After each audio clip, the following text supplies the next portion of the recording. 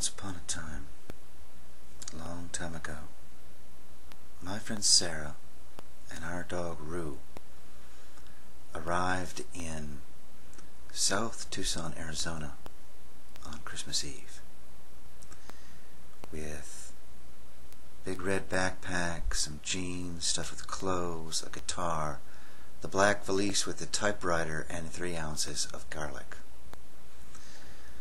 So we're crossing the street, and Roo was nearly killed by a police car. And a policeman comes over and he says, "Listen, you have a really beautiful dog, and I really like dogs. And if I find out that anything happened to your dog..." Well, the policeman took us to the South Tucson Evangelical Baptist Mission. The man at the mission wouldn't let us in. So the policeman calls his sergeant. The sergeant comes. The man at the mission says, "Well, they have a dog." The sergeant says, "We'll put the dog up at the police station." And the man at the mission says, "Well, they could be illegal aliens." And the sergeant says, "From where? Canada? Now you let these 2 kids in tonight on Christmas Eve, or we are not going to respond to another call from this mission." The man at the mission let us in. And we had bologna sandwiches and gray beans. The sermon at the South Tucson Evangelical Baptist Mission on Christmas Eve was entitled, "God Hates You."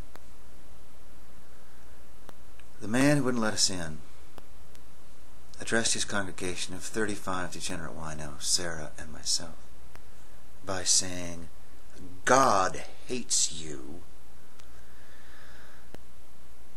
And it just went on and on.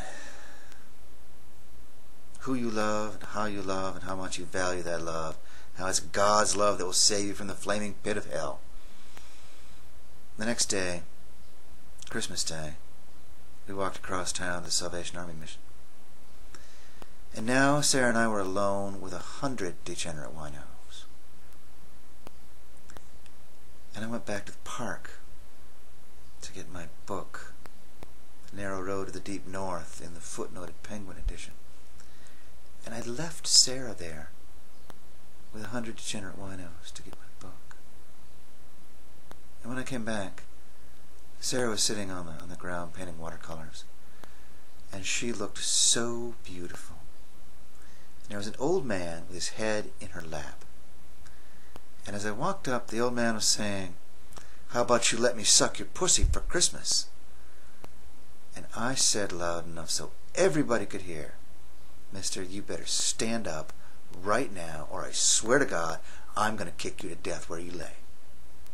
And the old man stood up and shuffled to his feet and walked away. So I sat down next to Sarah, and she said very quietly so no one else could hear, "Jonathan, that old man wasn't hurting me, and I could take care of myself." So we went in for Christmas dinner. Sarah and I were sitting at the Salvation Army mission on Christmas Day, eating our turkey dinner. Now I'm sitting there feeling mean and intense. And across the table from us were the 2 ugliest people I have ever seen. They were huge men with giant square heads, and they kept their arm around their plate like someone might steal their food. And between them sat a very chatty drag queen who was talking to Sarah about finding work in Reno. And I looked up from my plate, and I am looking this man square in the face. And he looks at me, and he says, "Whose little boy are you?" And I was terrified.